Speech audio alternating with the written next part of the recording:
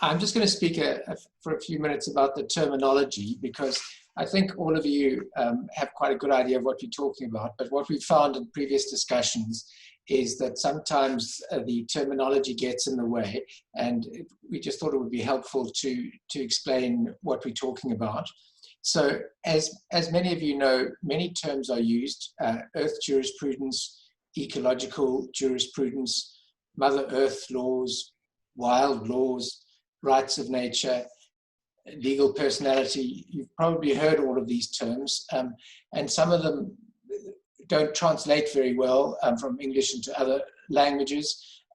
So for example, the term jurisprudence has different meanings in different legal systems, but we're using it here to refer to the philosophy of law, or a particular approach that underlies law. So the first question, obviously, is why do we need a new philosophy or approach to law and governance? The first reason, I think, is well known to everybody. And that is quite simply that nature and the ecological systems that support life are being destroyed. And they're being destroyed mainly by activities that are legal. In other words, our legal systems are part of the problem. And when I say our legal systems, I'm meaning the dominant legal systems, not the customary law systems or indigenous legal systems. So the legal systems are part of the problem because they legitimize and facilitate the exploitation of the earth. They say it's okay to destroy the earth. So basically, they're not stopping humanity destroying its habitat. So something's got to change if we want to survive. The second most important and obvious reason is that the legal philosophies are very human-centered. In other words, they see humans as being the only creatures worth worrying about. They're based on the understanding that human beings are separate from and superior to the natural systems, to Earth, and that our role is to dominate and exploit Earth, or at best to manage Earth. And obviously this is very different from indigenous understandings. Throughout the world, indigenous people have understood humans to being members of a community of life, not the dominators or managers of it.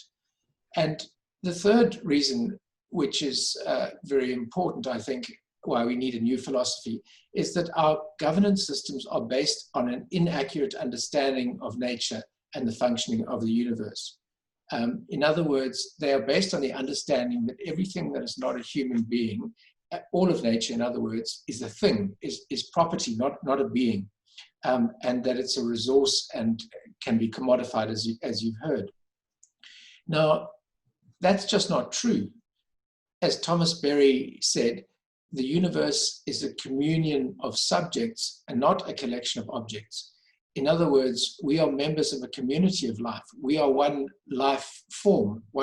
We are life taking human form, but life takes many other forms as well, and we are all interdependent.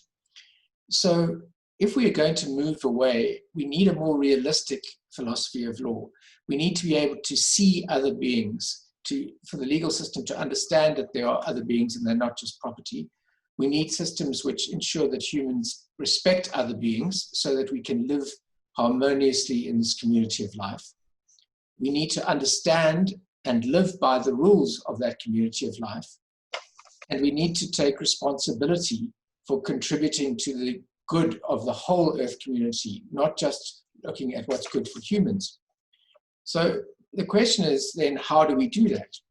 Well, first of all, we need to understand what the rules of the system are. We need to understand the laws of nature, whether it's physics or ecology, etc., and seek to align our legal systems, our systems of order, with the universal system of order that we are part of.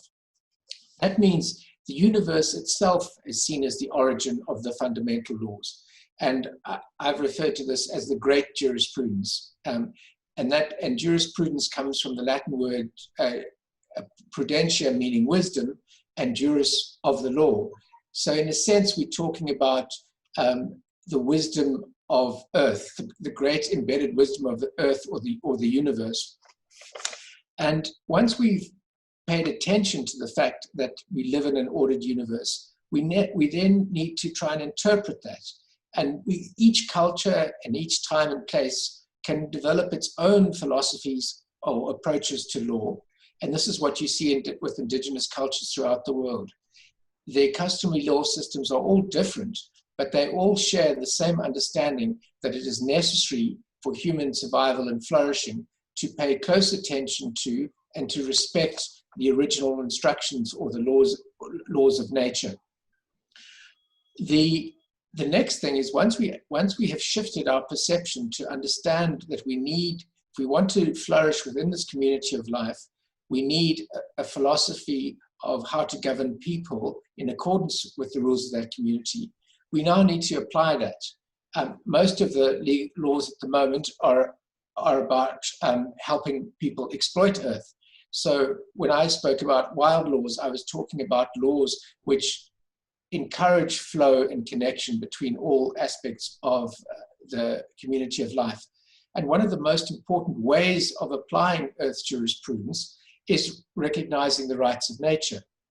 Because if you recognize that nature has rights, first of all, you have to see, it enables the legal system to see other beings. In other words, you recognize that land or rivers, etc., is not a thing, a property. It is a being, and it has legal personality, and it has rights. Now, those basic rights obviously are the right to exist, and the right to a place to exist, and the right to play that being's role in the ongoing evolution of the community of life. But recognizing those rights in law enables us to use legal systems to protect those rights, and particularly to restrain human beings from infringing the basic and fundamental rights of others. It also allows us to use legal systems to balance competing rights, so that when there is a conflict, say for example, humans want to do something to a river, which would interfere with the functioning of the river, the rights need to be balanced in a way which best serves the interests of the whole community of life. So what we're talking about here with Earth jurisprudence is really the process of human beings consciously taking up the responsibilities that go with being a particularly gifted member of the Earth community. We are an extraordinary species. We are gifted with intelligence and insight and all kinds of powers, but with that comes the power to do harm and also the power to do good. And so the first thing to do is to take up our responsibilities for being, our responsibilities for serving this community of life as a whole. And this, of course, is not something which is confined to law. This process of being a good member of the Earth community pervades every aspect of life, what we eat, how we live, etc. But law and governance is a particularly important part of that, because it is one of the most important tools for regulating how people behave, and it is the behavior of people that are causing the problem within the Earth community. So just to sum up, what we're part of is a much greater reorientation of human beings, to shift back to an understanding of the role of humans, which is aligned to the understanding of indigenous people. But to do that, as Shannon has said, we need to change the systems. And at the heart of those systems is the legal system.